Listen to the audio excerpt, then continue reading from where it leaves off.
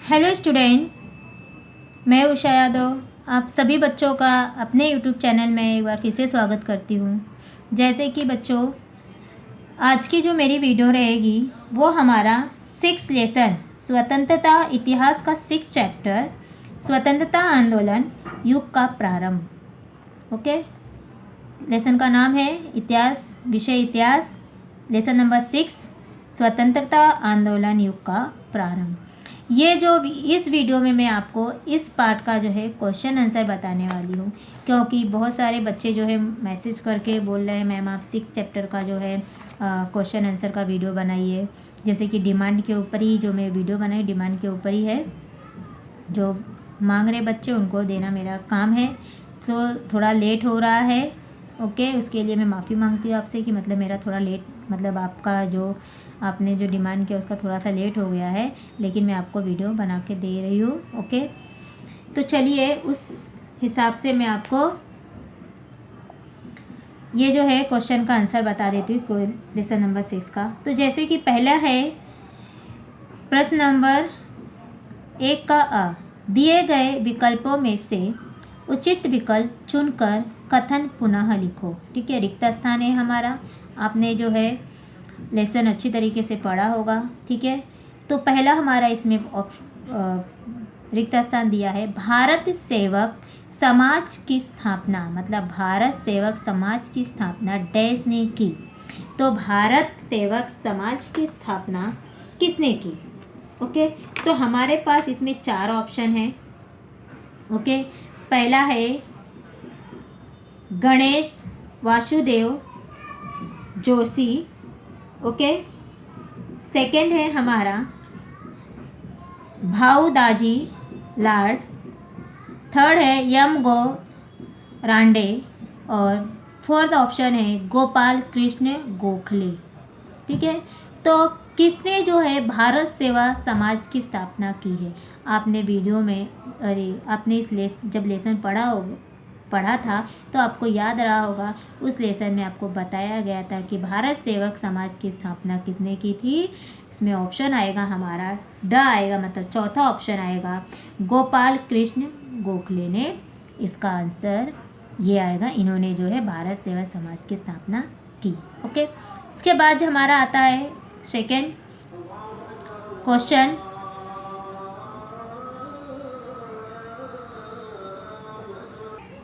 Okay, तो second हमारा है राष्ट्रीय कांग्रेस का प्रथम अधिवेशन डैश में आयोजन किया गया।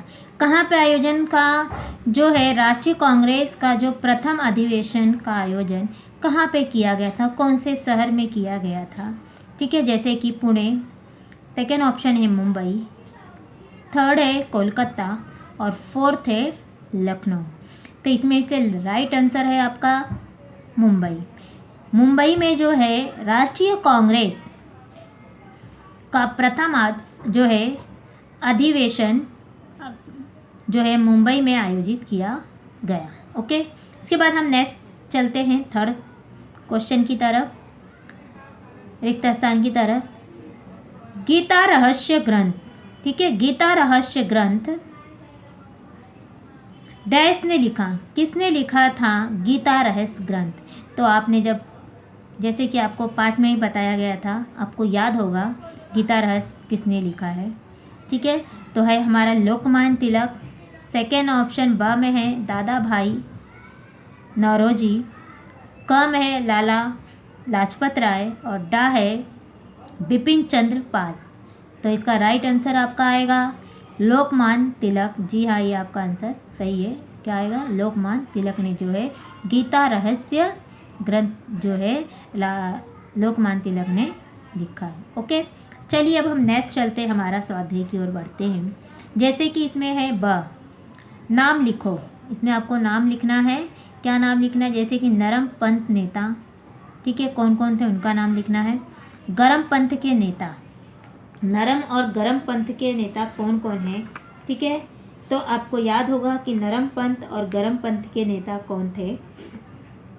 ओके, तो पहले में ऑप्शन में जैसे आपको बता दिया जाए, आपको मालूम होगा, पहले में आपका आएगा नरम पंथ के नेता इसमें आएगा आपका गोपाल, ठीक है,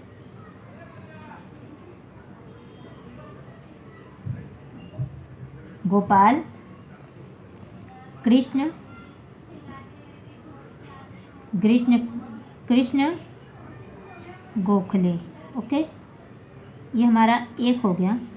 सेकंड है इसी का, आएगा फिरोज, सेकंड है फिरोज शाह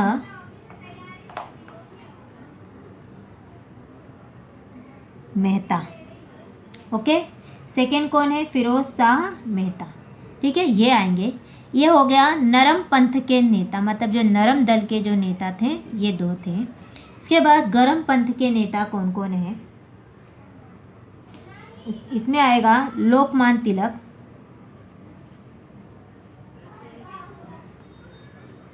लोकमान्य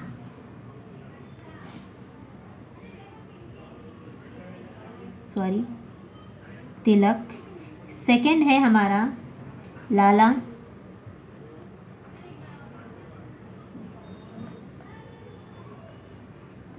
लाजपत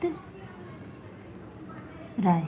ओके, ये हमारा आंसर। पहला कौन है? लोकमान्य तिलक, दूसरा है लाला लाजपत राय। ये हमारे गरम पंथी जो है नेता थे। नरम पंथी नेता कौन थे? गोपाल कृष्ण गोखले और फिरोज शाह मेहता, ये हमारे हुए। ओके, अभी नेक्स्ट आगे बढ़ते हैं हम। सेकंड है हमारा क्वेश्चन नंबर सेकंड में देखेंगे कि निम्न कथनों को कारण सहित स्पष्ट करो। तो पहला प्रश्न इसमें है कारण सहित स्पष्ट करो में, स्वतंत्रता युद्ध में भारतीयों की असीमता जागृत हुई, असीमता जागृत हुई, कारण सहित आपको स्पष्ट करना है। तो उसका आंसर हम कुछ इस प्रकार से लिखेंगे। ओके, तो ये जो क्वेश्चन आपको कारण सहित आपको 2 नंबर के लिए पूछा जाता है एग्ज़ाम में, ठीक है, तो वो किस प्रकार से है इसका आंसर देखेंगे। स्वतंत्रता युद्ध में भारतीयों की असीमता जो है जागृत हुई। उत्तर इस प्रकार से आएगा, हम लोग पॉइंट में लिखते हैं। मैंने आपको पहले वीडियो में बताया हुआ है कि जो भी हम लोग इतिहास में और ज्योग्राफी में जो भी हम लोग आंसर लिखते हैं वो पॉइंट वाइज लिखते हैं तो उसका इंप्रेशन अच्छा होता है। आप विदाउट पॉइंट वाइज लिखते हैं तो आंसर समझ में इतना अच्छा नहीं आता है, ठीक है। जब भी आप लिखा करें तो पॉइंट में लिखा करें, ठीक है। पॉइंट में फर्स्ट पॉइंट है हमारा इसमें, पश्चिमी शिक्षा के कारण स्वतंत्रता, समानता, लोकतंत्र आदि मूल्यों का परिचय सुशिक्षित वर्ग को प्राप्त हुआ।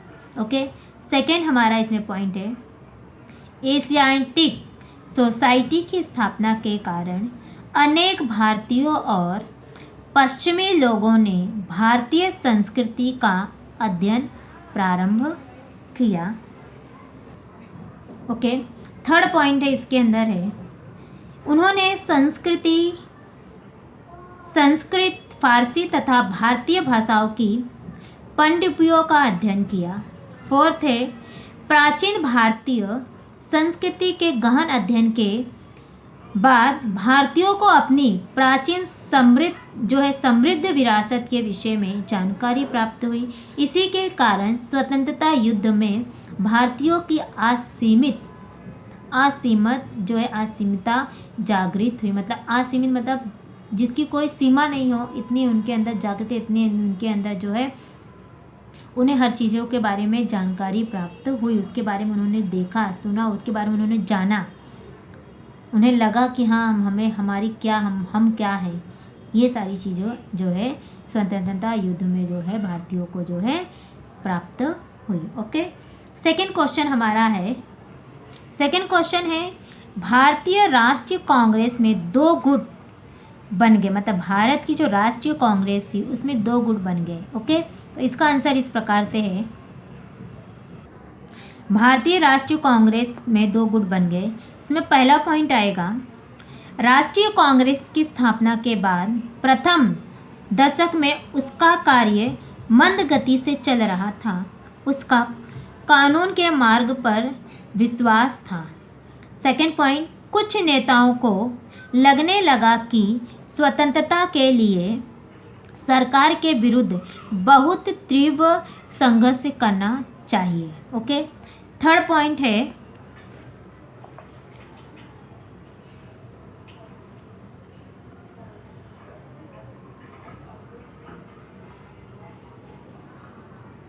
ठीक है।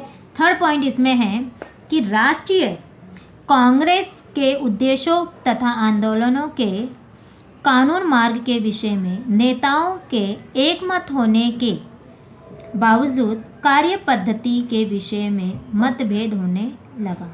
चौथा है शांति और कानून के मार्ग का समर्थन करने वाले नरमपंथी और तीव्र संघर्ष का आग्रह करने वाले गर्मपंथ, मतलब जैसे भी हमने देखा नरमपंथ और गर्मपंथ, आपको पता होगा कौन थे ये, ठीक है।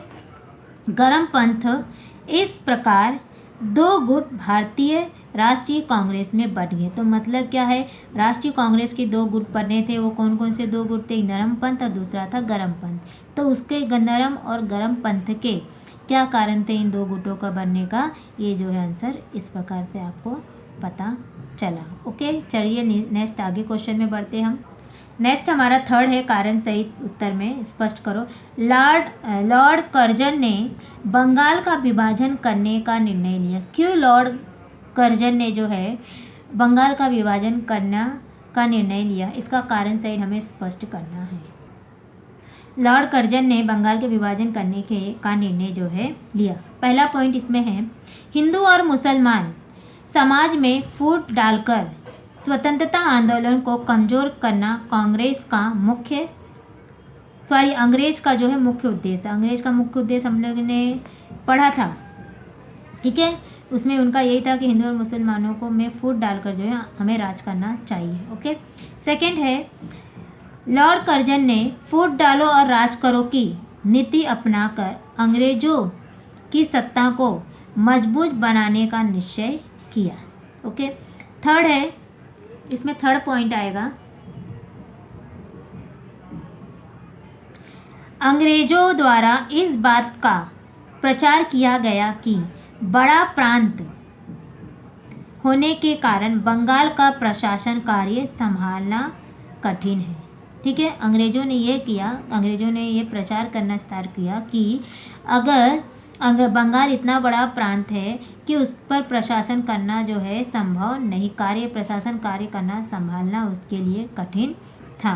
ओके, ये हुआ। उसके बाद जो है फोर्थ में आएगा इसमें प्रशासनिक सुविधा का कारण बताकर, मतलब अंग्रेजों ने बंगाल का विभाजन किस प्रकार से किया, उसका मेन कारण यही था कि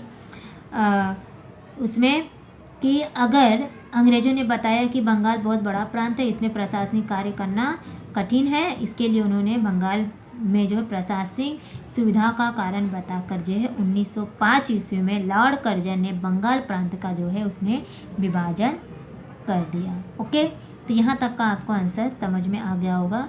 चलिए अब जो है अब हम नेक्स्ट जो है अपने स्वाध्याय की ओर बढ़ते हैं, नेक्स्ट प्रश्न की ओर। नेक्स्ट हमारे स्वाध्याय में क्वेश्चन नंबर 3 है टिप्पणी लिखो, जिसमें 3 टिप्पणियाँ दी गई है। पहला है हमारा राष्ट्रीय कांग्रेस के उद्देश्य, दूसरा है बंग भंग आंदोलन, थर्ड है राष्ट्रीय कांग्रेस की चतुःसूत्रीय, ठीक है, चतुःसूत्रीय, तो यहाँ पे आएगा 4 सूत्रीय जो बोला जाता है 4, ठीक है, चतुःसूत्रीय बोलेगा 4 सूत्रीय आंदोलन के बारे में यहाँ पे बात की गई है। ओके, कन्फ्यूज़न नहीं होना है आपको। ओके, चलिए एक एक इन्हीं टिप्पणियों को हम एक एक करके इनका जो है आंसर देखते हैं क्या होगा ना। ओके, तो जैसे पहला हमारा टिप्पणी था उसमें इस प्रकार से लिखेंगे कि निम्नलिखित उद्देश्यों को प्राप्त करने के लिए 1888 ईस्वी में राष्ट्रीय कांग्रेस की स्थापना हुई थी। ओके, तो इसमें पहला पॉइंट आएगा धर्म, वंश, जाति, भाषा और भौगोलिक प्रदेश आदि का भेदभाव भुलाकर भारत के विभिन्न भागों के लोगों को एक मंच पर लाना, यह राष्ट्रीय कांग्रेस का उद्देश्य था। दूसरा इसमें उद्देश्य था राष्ट्रीय कांग्रेस का एक दूसरे की समस्याओं को समझ बूझ कर उन पर विचार विमर्श करना। थर्ड पॉइंट इसमें आएगा लोगों में एकता की भावना का विकास करना। ओके, और फोर्थ हमारा आएगा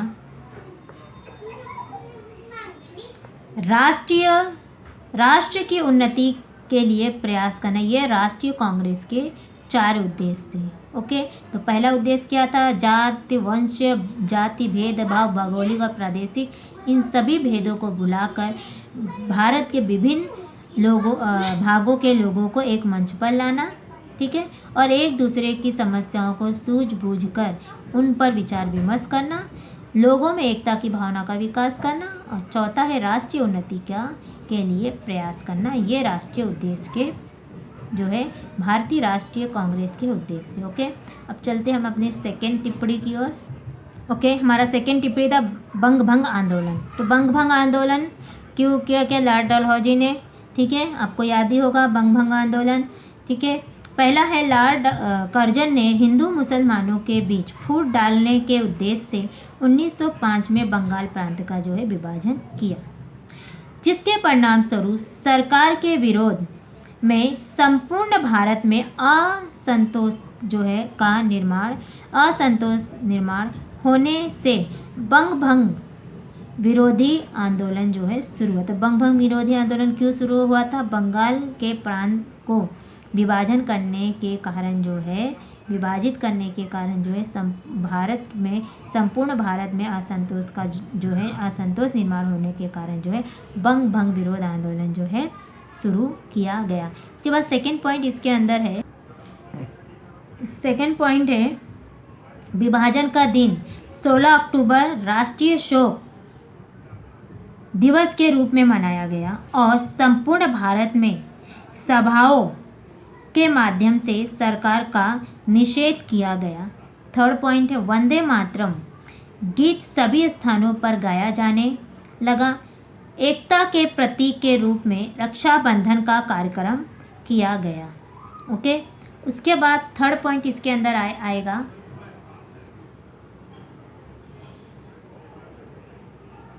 ओके, थर्ड पॉइंट इसके अंदर है, फोर्थ पॉइंट इसके अंदर आएगा कि सरकारी विद्यालयों और महाविद्यालयों का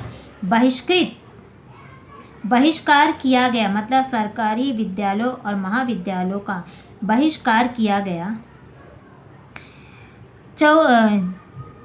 चतुसूत्रीय कार्यक्रम के आधार पर शुरू हुए इस आंदोलन ने राष्ट्रीय आंदोलन का रूप ले लिया और अंत में 1911 ईस्वी में अंग्रेजों ने बंगाल का विभाजन रद्द किया। भारत में अंग्रेजों का विभाजन किस प्रकार से रद्द किया गया? बंग भंग आंदोलन के कारण से। ओके, थर्ड टिप्पणी हम देखेंगे।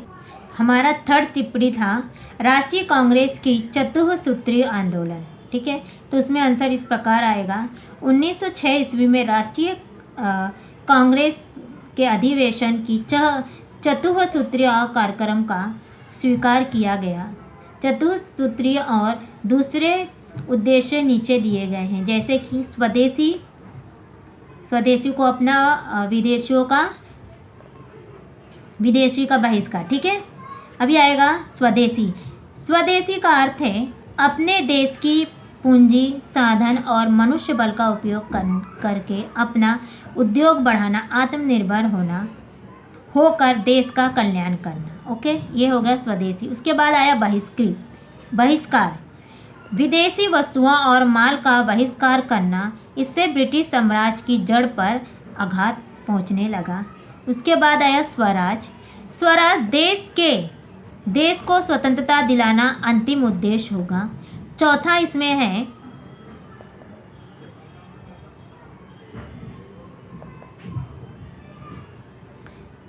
इस प्रकार है कि राष्ट्रीय शिक्षा, ऐसी शिक्षा देना जिससे जनता में अपने राष्ट्र के प्रति गर्व का निर्माण हो। इसके लिए भारतीयों द्वारा राष्ट्रीय विद्यालय की स्थापना करना।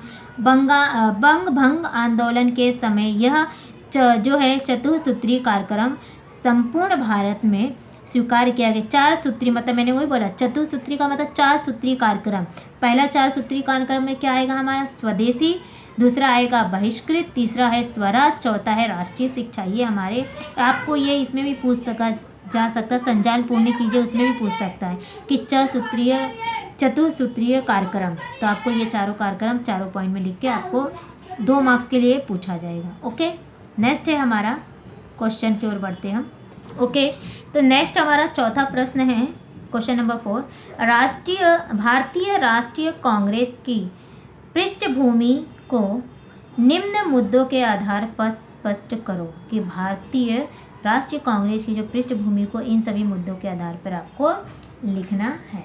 तो इसका आंसर कैसे, आपको मुद्दा क्या दिया गया, प्रशासनिक केंद्रीयकरण, ओके, फिर आया आर्थिक शोषण, उसके बाद आया हमारा पश्चिमी शिक्षा, उसके बाद आया भारत के प्राचीन इतिहास का अध्ययन, चौथा है हमारा सामाजिक पत्रों का कार्य। ये सारी चीज़ें हमें किस में लिखना है, इन सभी के आधार पर जो हमें भारतीय राष्ट्रीय कांग्रेस की पृष्ठभूमि को जो है हम लोग को इसमें जो है बताना है, उसके आधार पर हमें स्पष्ट करना है। तो आंसर चलिए देखते हैं हम। तो हमारा इस प्रकार से आंसर आएगा, भारतीय राष्ट्रीय कांग्रेस की स्थापना की पृष्ठभूमि के निम्नलिखित मुद्दों के आधार पर। तो पहला हमारा आएगा, देखेंगे उत्तर हम लिखेंगे 1885 ईस्वी में स्थापित भारतीय राष्ट्रीय कांग्रेस की स्थापना की पृष्ठभूमि नीचे दी गई है, नीचे दिए गए अनुसार है। पहला है हमारा प्रशासनिक केंद्रीयकरण। अंग्रेजी शासन के कारण भारत में एक छात्र शासन प्रशासन हुआ। संपूर्ण देश में समान नीति और कानून के समक्ष सबके समान होने का सिद्धांत लागू हुआ। इसके कारण भारतीय जनता में एक राष्ट्रीय की भावना का विकास हुआ। किसके कारण, प्रशासनिक केंद्रीयकरण के कारण। उसके बाद हमारा आएगा सेकेंड पॉइंट है हमारा आर्थिक शोषण। अंग्रेजों की साम्राज्यवादी नीति के कारण भारत के पारंपरिक उद्योग धंधे बंद होने लगे। किसानों की स्थिति दयनीय हो गई। भारत का बड़े पैमाने पर आर्थिक शोषण होने के कारण लोगों में असंतोष बढ़ने लगा। ये हमारा हो गया आर्थिक शोषण के अंतर्गत। उसके बाद चौथा हमारा थर्ड वाला हमारा था कि पश्चिमी शिक्षा। पश्चिमी शिक्षा के माध्यम से भारतीयों को लोकतंत्र, स्वतंत्रता, न्याय, मानवता, राष्ट्रवाद आदि नई संकल्पनाओं और मूल्यों के विषय में जानकारी प्राप्त हुई। इससे लोगों को यह बोध हुआ कि हम अपने देश का शासन स्वयं चलाने में सक्षम हैं। ओके, थर्ड पॉइंट था उसमें, फोर्थ पॉइंट उसमें था भारत के प्राचीन इतिहास का अध्ययन। पश्चिमी विद्वानों द्वारा भारतीय संस्कृति का अध्ययन प्रारंभ किए जाने से भारतीयों को यह बोध हुआ कि उन्हें प्राचीन एवं संपन्न विरासत जो है प्राप्त है। इससे भारतीयों में असीमित जागरूकता हुई। ओके, उसके बाद हमारा पांचवा पॉइंट था हमारा, वो इस प्रकार से है कि